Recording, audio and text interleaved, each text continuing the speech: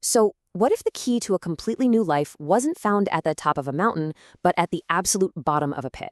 Today, we're jumping into Ximing Che's incredible book, Lao Shen Zai Zai Third. It's a roadmap, really, from the edge of total despair to a kind of profound self-discovery. And it's all about tapping into a power that, believe it or not, we all have. To really get what this philosophy is about, you've got to understand where the author was coming from. And this isn't some metaphor. This is the raw, honest truth of his starting point. A moment of absolute crisis that somehow became the very thing that pulled him back from the brink. And this is where everything changes. That very act of writing, which he thought would be his final words, ended up triggering what his friends later called a quantum leap. It was a complete top-to-bottom transformation of his entire life. So how on earth did that happen? Well, it all started with a conversation.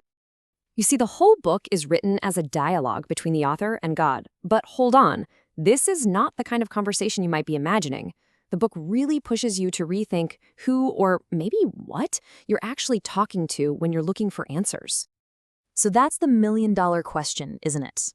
If we're not talking about some big deity in the sky, then who is this God that holds the secrets to such a massive personal shift? The book's answer is both super simple and kind of radical. The God it's talking about is you. Or to be more specific, it's the divine consciousness, the soul, that's already inside every single one of us. This has nothing to do with religion. It's a universal internal compass. It's that gut feeling, right? That flash of genius, that deep knowing you can't quite explain with logic. And this chart just lays it out so perfectly. It shows the main battle we're all fighting inside. On one side, you've got the ego brain. That's your logical mind, the one that's always analyzing, always afraid, and always looking for answers out there somewhere. And on the other side, that's your inner soul. It's intuitive, it's creative, it operates from awareness, and it already is the source of the answers. The whole secret to changing your life is just learning which one of these voices to tune into. Yeah, but listening to that inner voice, it's tough. And there's one big reason why. It's this one emotion that just gets in the way of everything: fear. This book looks at fear not just as a problem, but as the mean illusion that's blocking us from our own power. And look, the way this book talks about fear, it's a total game changer. It says fear isn't even real. It's a ghost. It's an illusion that our ego brain cooks up because it thinks we're all separate and vulnerable. But the truth is, just like a wave is part of the ocean, we're part of a bigger consciousness. And just realizing that, truly getting it, is the first step to making that fear just dissolve. So here's the part that might sound a little weird at first, but it's so important. The more we try to run away from what we're scared of, fear of feeling, fear of not having enough money, fear of being alone, the more our focus on it acts like a giant magnet, pulling those exact situations right to us. The way out isn't to run faster. It's to stop, turn around, and face the ghost. Okay, so if fear is the big illusion we have to see through, what's the tool we use to actually make changes in our lives? Well, the book gives us this amazing metaphor for it, a really practical way to use our inner power to affect the world out there. It's called the lever of life. I mean, we all learned this in science class, right? The principle of leverage. You use a small amount of effort to move something huge. The book says the exact same idea applies to creating our reality. We don't have to grind and struggle so hard. We just need to find the right place to push. Now, any lever needs a fulcrum, right? That stable pivot point. In the lever of life, your fulcrum is your inner world.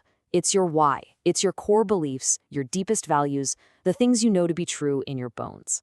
This isn't something you go out and find. It's something you build inside yourself. And that is where all your real power comes from. And the lever itself? Well, that's how you put that inner power to work in the real world. It's your skills, your talents, and most importantly, your actions. See, when you have a super strong fulcrum, a really clear, powerful belief, it makes every action you take way, way more effective. You can be the most skilled person in the world, but if you don't have a solid belief system to pivot on, that lever is useless. And this brings us to the final piece of the puzzle. And honestly, it might be the most powerful idea in the whole book. It's about how this whole internal system of a fulcrum and a lever actually creates the life we see around us every single day. And this quote, wow, it just perfectly wraps up the whole idea. Think about it. Our soul, our inner beliefs, our core feelings, that's the movie projector. The life we're living, that's just the image being projected on the screen. And what do we spend all our time doing? We're running around trying to poke and fix the image on the screen, trying to get more money, change our job, fix our relationships. But the book says that's totally backward. The only way to really truly change the movie is to change the film you've loaded in the projector. So how do you change the film? The book gives us a super clear 4-step guide. First up, accept. You have to totally accept your life as it is right now, with zero resistance. Fighting it just keeps the old movie playing. Second, decide. You choose the new core belief, the new fulcrum that you're going to live from. Third, commit. And this is huge. You have to make a real, unshakable commitment.